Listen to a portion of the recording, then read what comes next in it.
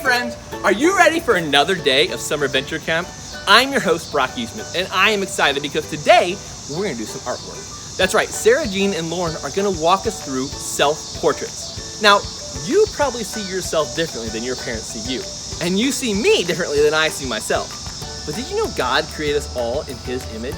That's so cool, right? God created us in His image. He sees us for who we really are. And you know what? He loves us. So that's a pretty cool thing. And I hope that today, when we do our self-portraits, you'll think about that while you're creating this image of yourself. Can't wait to see what you guys create. All right, Sarah Jean and Lauren, take it away. So our project today is all about showing different ways that we are image bearers of Christ, showing our uniquenesses and our diversity and celebrating all those special ways that the Lord has gifted each one of us different talents and skills and ways that we can bring glory to Him. So we are going to make some really fun self-portraits today. Yeah, awesome. I can't wait. And I also made, for everybody, this is a coloring sheet from my book, God Made the World. It's Adam and Eve, and it has a verse up here at the top that we learned today in your devotion. So I just thought that would be a fun way to learn the verse by coloring a page about it. And this sheet is going to be on my website, godmadetheworld.com, and Lauren's website, laurenjohnston.duncan.com. So have fun. So we colored this too. Oh, amazing. So what are we up to today? I'm going to get us started on a background. So we're just going to talk about texture and talk about some fun different techniques to get some cool textures and kind of about creating a focal point in a non-objective abstract painting. So for your background, for your paper for this project, you can choose whatever you would like. If you guys want to pick a huge canvas, that's awesome. Go with it. For today, for our example, I'm just going to use a piece of watercolor paper. I was going to show you guys this. This is my favorite watercolor paper. It's really, really nice. It's cold pressed, and it's just got a nice tooth to it, and I feel like the watercolor seeps in really nice, and I just love this particular watercolor paper. So cold pressed watercolor paper. So I'm just going to tear out one sheet of paper, and I am going to put it on my little desk here. And then I am going to use some painter's tape. I hope y'all can see part of that. Here we go. I'm going to use some painter's tape. And what you want to do with the painter's tape when you're using paper, if you're using a canvas, you do not need to do this step. But with paper, we're going to kind of put a good amount of paint, water, all sorts of things on this piece of paper. So the tape on the edges is for two different reasons. The first reason is it gives us a really, really nice, clean border. When we get finished kind of making a mess and experimenting today, we can take this tape off and the edges are going to look just so nice and crisp. They just look great. But the second reason is when we're using a lot of paint and water on a piece of paper, the paper will buckle, which means it will kind of curl up as we add water to the paper. So this will keep your paper flat, which is better for all sorts of reasons. If you want to frame your piece, with a self-portrait, you guys are gonna want to give this to somebody. You're gonna want to send it to your grandma. Those of you who haven't seen your grandmas in a while, you probably are gonna want to, your grandmother would love this little self-portrait. It's gonna be so much fun. So you want to keep it as flat as you can so that it could be framed or hung or made into a card even. If you wanted to make it into a card later, that'd be a fun idea. So we are going to be painting on this watercolor paper today with paintbrushes. I've got various sizes of paintbrushes and also some found objects like some sticks from my yard. You guys find some sticks? We got sticks. Oh, yeah. Excellent stick. Love it. So I've got sticks. I've got plastic forks and knives. Woo. And found a straw. Some fun little texture in there. So that's a fun thing. For our paint, we are going to use acrylic paint. You could totally use watercolor or some combination thereof if you wanted to. For my palette, I said this yesterday, or the last time we created, but I like using a piece of wax paper for my palette. just because it gives me a lot of space to mix colors and really see what I'm doing and play with the colors. So I'm going to tear this piece of wax paper right here. So this is my palette, and it's huge. It's taken over the whole table here. And you could also use a paper plate or anything else that you would like to use. So I'm going to go and choose my color scheme first before I pick out my colors. So last time we talked about a complementary color scheme. Sarah Jean, do you remember what a complementary color scheme is? I do. It's when there is, the colors are opposite on the color wheel. Yeah. So you pick two different complementary colors that enhance one another. So excellent work, you get a sticker. So for today, we're going to be kind of mixing a lot of different paint on here. So instead of choosing two complementary colors, I want us to choose a few, I would say 3 to 4 analogous colors. And analogous colors are the colors that are right next to each other on the color wheel. And we're choosing an analogous color scheme because we're going to be playing with the paint. We're going to be mixing it up, and if you have too many different colors, it can start to get muddy and look brown and not so fun or vibrant. So today, we're going to pick some colors. I think I'm going to go with my favorites again. I'm going to go yellow, yellow green, green, and blue green. So I'm going to pick 4 that are right there in a row. You could pick 2, 3, or 4. I wouldn't go any further than 4. I think 4 is plenty, just so you don't end up with too much brown on your paper today. So for those colors, I'm going to get some yellow acrylic paint, put it on my palette, and blue.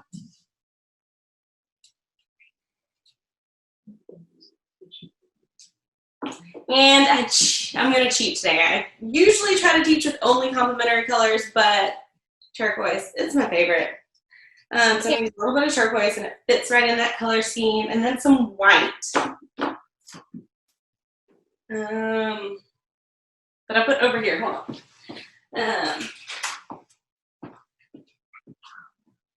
So I've only got 4 colors of acrylic paint out. And that's plenty for today. So if you guys want to, grab a medium-sized paintbrush, and let's start with just kind of getting the paper wet and getting some paint on the paper. And then we'll use our found materials to add some texture and do some fun things. So I would use your paintbrush with just water on it. And just add some water to your canvas or your paper. Maybe don't fill up the whole paper, but fill up a lot of it. 80-90%. And with a good amount of water. I mean, don't pour a bucket on there or anything, but get a good amount of water on your paper here. And then choose some of your colors. I'm going to start with my turquoise. And add a little bit in there. And see it spread out. Can y'all see that? I don't know. A little bit. And allow those colors to overlap and mix. Add a little bit of yellow so we have some green in here. And then I might mix some white with some of this. Adding white to a color always makes the color more opaque. So especially if you do something and you don't love it and you kind of want to paint over it, I would definitely add white to whatever color you were trying to cover something else with. Just get some paint on your paper. What color scheme did y'all choose? We went really similar to you. We have turquoise, green, yellow. Also, Lauren, do you think you could kind of give us just like a definition of abstract? Like, what does it mean to be like an abstract painting? Absolutely. So non-objective and objective are 2 different types of art, like subgroups, I guess. Abstract is just kind of, I'm trying to come up with like a few lines, but I'm not. Non-objective abstract would be just shapes, colors, where you're just using principles of design and elements of art, and you don't have a subject. You don't have something that you're specifically trying to portray. With a subject, with an objective abstract piece, you would have a subject. So you could do something, I think of Picasso, you know, he paints like these different people, lots of guitars, but he kind of manipulates it in a way that it's not realistic at all. So he kind of incorporates new elements of art and principles of design into those abstract pieces that do have a subject. So, well, it's kind of a tangent, but. Thank you. Oh, Campbell says Picasso's her favorite artist. What? That's That's true. awesome. What do you like about Picasso? Right there. She did you tell Lauren? She likes that the eyes and the nose are all mixed up. Yeah, it's abstracted. Exactly. Perfect. I love that. So once you get just some colors out on your non-objective abstract art here today, you might want to go back and pick up some of your found materials. So I'm going to go back with my knife. I have just a plastic knife, and I'm just going to get some colors. I'm going to get some white on here. And you can kind of scratch through what you're doing. And you can get a lot of really cool textures. Keep mixing up your paints and adding little pieces of movement. I need a little bit more yellow in here. I'm gonna add a little bit of yellow to the white. Yeah. I need some more yellow. Okay. You can even, I just scratch some of the paint off and it looks kind of cool. So you could scratch paint off or scratch through what you have. But the more you kind of work just in these elements of art, your texture, your color, your movement, you're going to start to see a focal point. There's going to be a certain point or part of your painting that pops out. So start looking for how that is working. And different ways you can do that is by your brushstrokes, by the movement of the way the paint is moving. Also, you can create contrast by maybe there's a dark spot or a light spot that your eye is really drawn to. So I'm going to play with my sticks now. Y'all got your twigs ready? So you can go through, you could go on the side or on the top. I don't know. Just play with it. It's okay. It's okay. We can go back. Here. She's like, how you do this at once? Just spray it with it.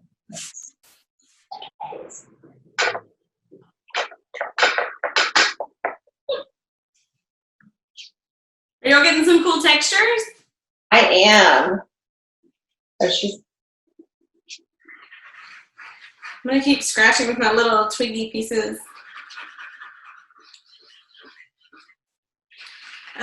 And y'all can just keep playing with all the things that you have. With the straw, I was thinking it would be kind of fun to play with that. Yeah. You want to use it? Even like curl it up and do. Look, watch what Lauren's doing. She used the part of the straw. You could use that as a stamp even if you wanted to. Ooh, it looks like I've got little caterpillars on here. You see what she's doing? Like this and stamp. Use the top. Put some little circle prints on there.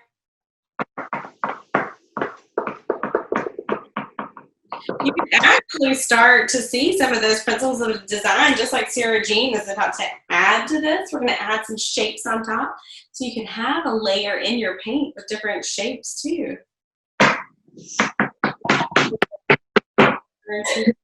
Ooh, I like it. Well, I think there's going to be more shapes. I don't like this right now. A little bit more white up here. Okay, I'm feeling kind of done with mine. Yeah, I like it. I love mine. What about yours? You like yours? I think we're done too. Awesome.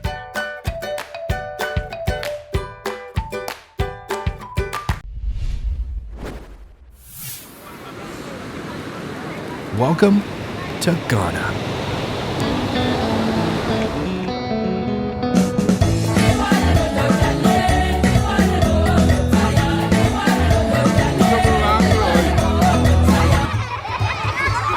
Here, children are gathered at a compassion project on Saturday for a full day of development activities.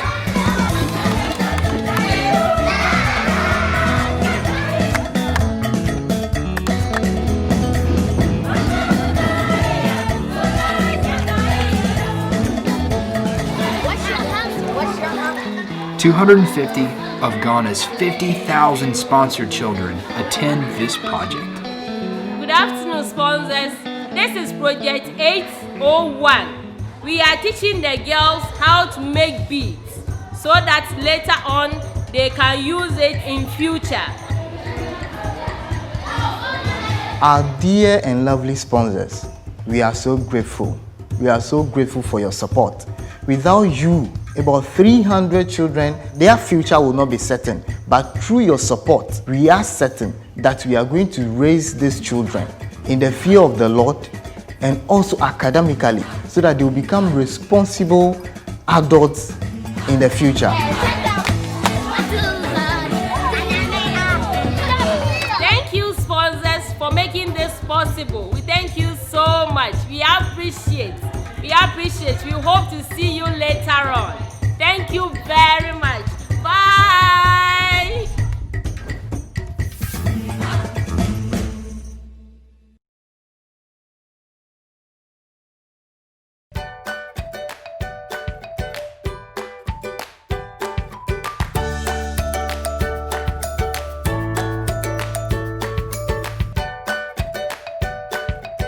Hey, are we ready to take our tape off?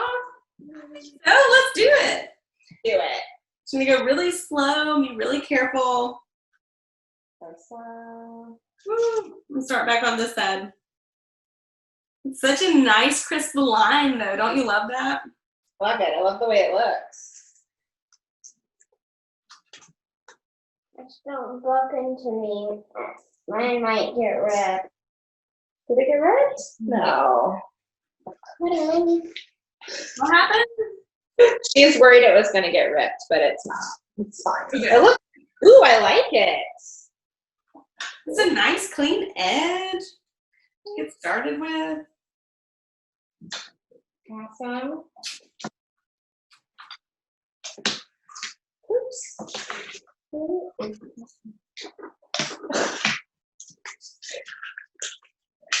Okay. Love it. Okay. Ooh, I love it. Beautiful. Okay, this is mine. Love it. So fun. Look, this is her. She's a lot of yellow. Down. Love it, Campbell. Oh, sorry, it was upside down. There, that's hers. Oh yes, love it. A sunset.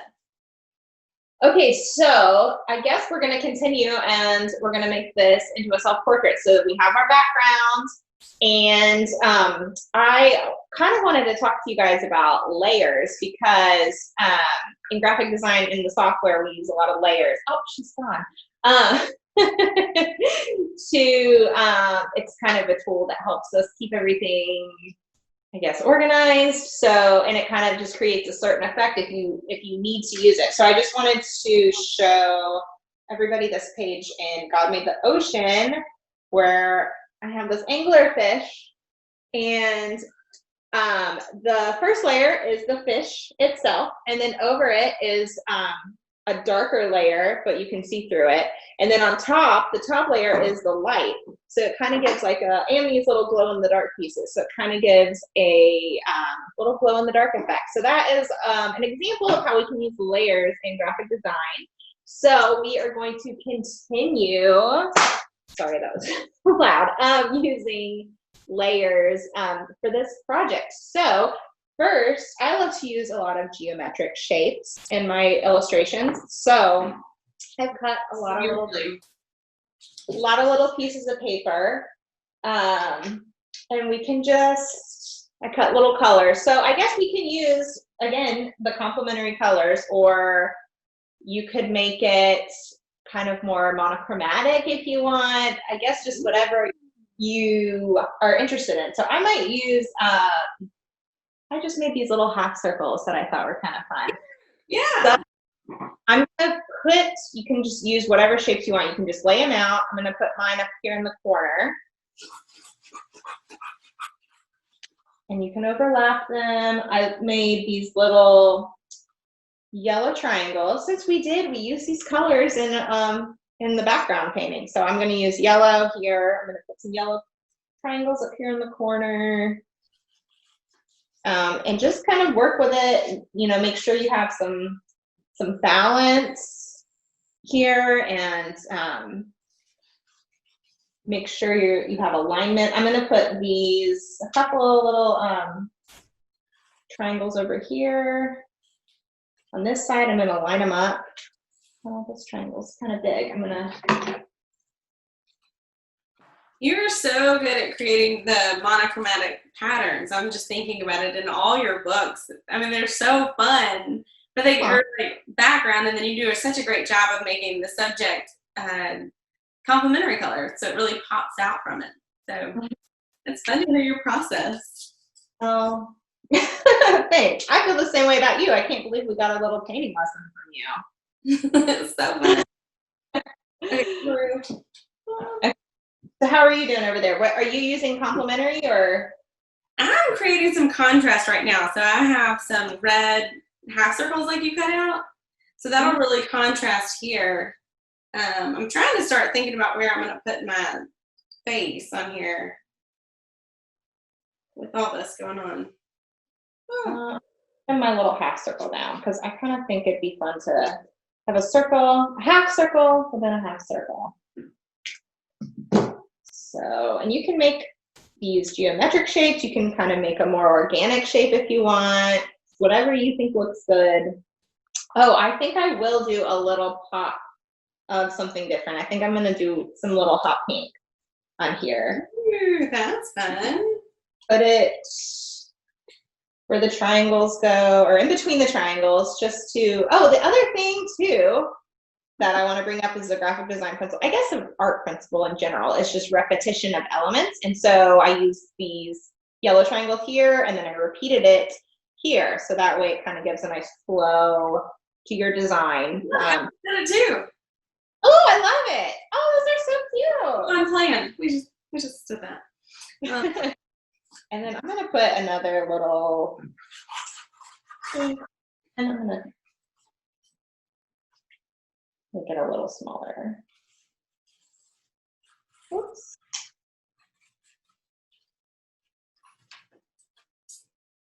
I don't know. Maybe I don't. Half circles remind me of just the phases of the moon. Oh, yeah. So now I want to cut out a full circle and have it in the sky. I feel like it needs that now. Okay, so I guess you're just going to want to lay them out until you're happy with it. Maybe I'm going to do another little set of triangles. I might do orange because that's a nice little pop of a contrast. And then kind of a repetition, because we have the yellow triangles. I'm going to put this one here. And then I'm going to do this one down here. Maybe I'll move it to align. It's not going to be centered. It's going to be kind of, what is that word? Alignment. I'm going to make left align. It's going to be left aligned. And then I'll do the same on that one. Okay, how's it going, Lauren? It's good. It's just fun to play with the patterns. I love the contrast of the geometric shapes on top of the organic background. I think that's a really fun. I do. I think that is a good little contrast. Okay, I'm going to glue mine down. I have mine laid out kind of how I want it. So once you have that, you can just glue it.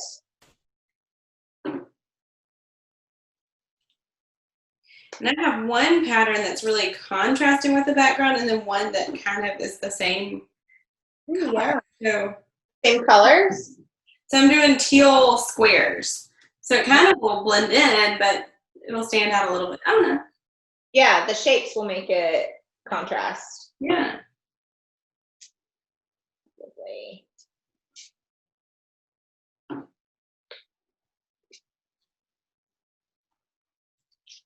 Okay, so this is one layer. This is our shapes layer on top of our abstract backgrounds. Okay.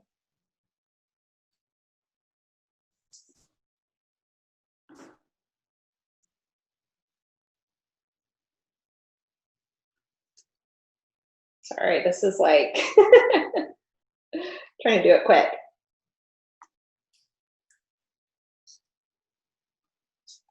I love how it's all coming together there, and I like the white border. I think I did I did some of the collage over the white border.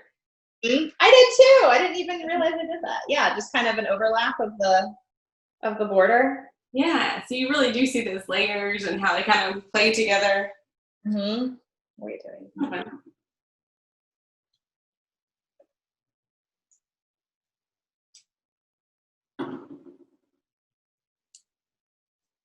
Your anglerfish picture in your book is my boys' one of their favorite pictures in any of your books.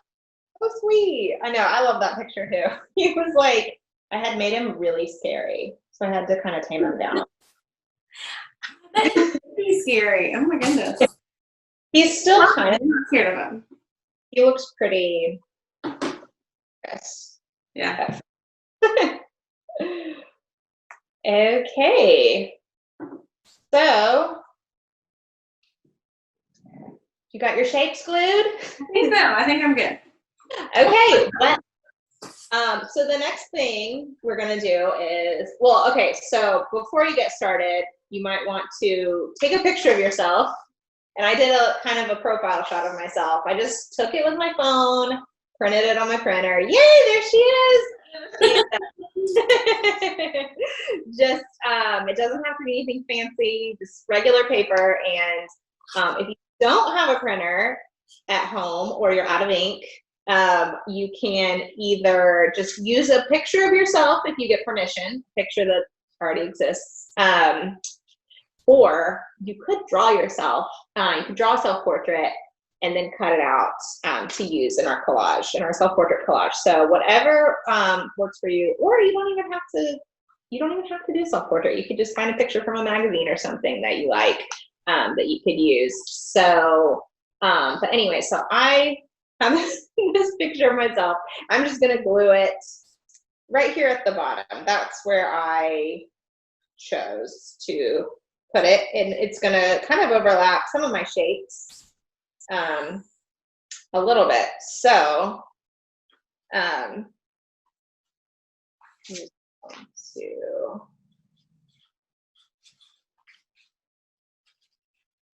put some glue on the back.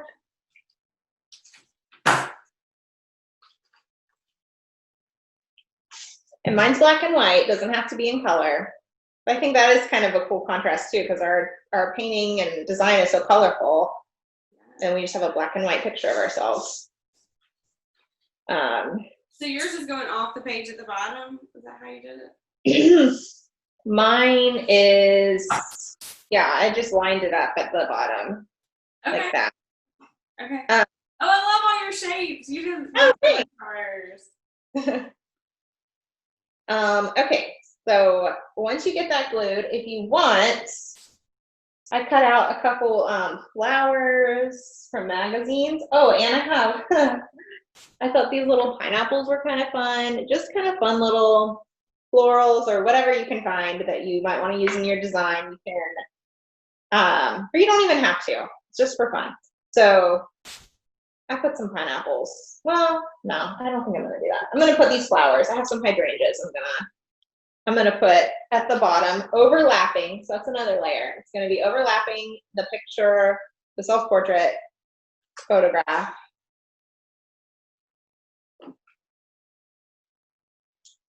So I turned mine sideways. Is that okay? Oh, of course. I decided if I had a moon, I wanted to be looking at the moon. That seems. Oh yeah. I'm gonna trim it off the bottom, but that's kind of fun, right? Oh, that's so cute. I love that.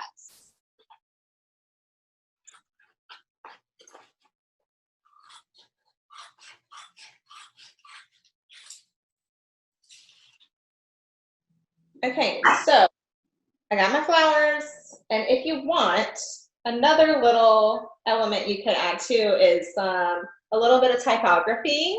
And I just cut this S out of a magazine, and this font is a serif font, and these little things that hang off the edge are serifs. So if you see a font like this, This is a serif font. So I'm just gonna, I mean, you don't have to do this. I'm just gonna do my initials just for something fun. Actually, I think I'm gonna have it overlap some of my shapes. My S. This is another layer, your font, your type layer. I also have a little J. This is a serif, another serif font, just stuff from magazines. Or you can draw it yourself. You can write it yourself if you want to do that, and then cut it out.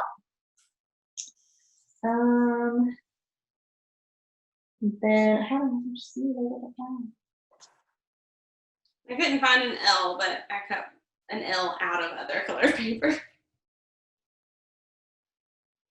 I can't find my other C. Okay. Well, here is my, okay, so here's my C. And if it doesn't have the little things on it, see, that's a serif. Here, can you see it? The little serif. If it doesn't have that, then it's a sans serif font. I had a serif C, but now I can't find it. So, so I just put my initials. Do you like to use the serif and sans serif together, or do they? Well, that's a good way to bring in contrast to your design if you have to use type. So you could do, if you're making, I don't know, designing an invitation or something, you have like the most important part in the in a serif font, and then underneath you have the details in a sans serif font. Okay. Have some contrast. So it's a good way to have contrast in your design. Highlight the most important part, I guess.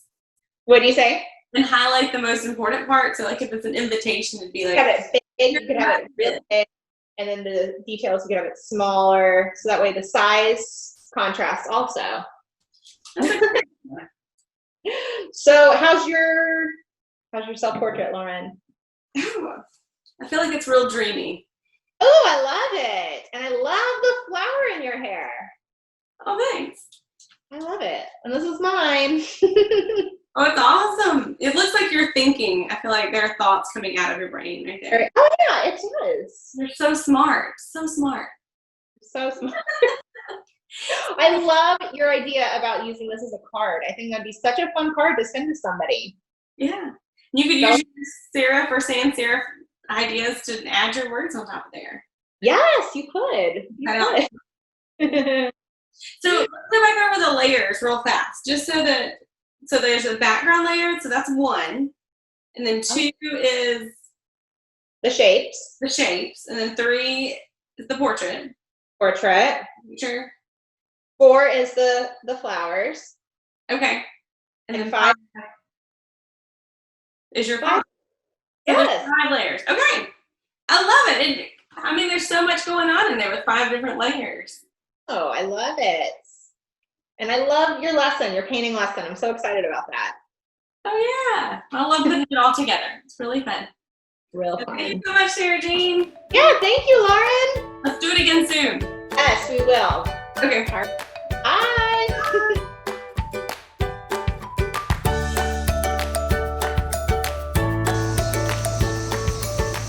Wow! Self-portraits can be very revealing. You know, sometimes we see things in ourselves that we don't really like. Sometimes we see things that we do like. But God sees us for who we are now, and He knows what we're going to be like in the future. That's pretty cool. And no matter what He saw, He loved us so much that He sent His one and only Son to die on the cross for us and forgive us of our sins. That's amazing. Now you're wondering, why am I standing from this statue? It's not a self-portrait like what we made, but it is a profile like the one you saw Lauren and Sarah Jean make. The artist saw this President Ronald Reagan in this way. This is how he created him. Maybe the president didn't see him himself, but the artist did. Like an artist, God is our creator. He made us in His image. He made us to be exactly who He wants us to be, and He sees us that way. So whatever you see in yourself, just know God sees you differently, and He loves you so much. What a fun adventure we had today, and that's not it, because we're going to have even more fun tomorrow. I'll see you then.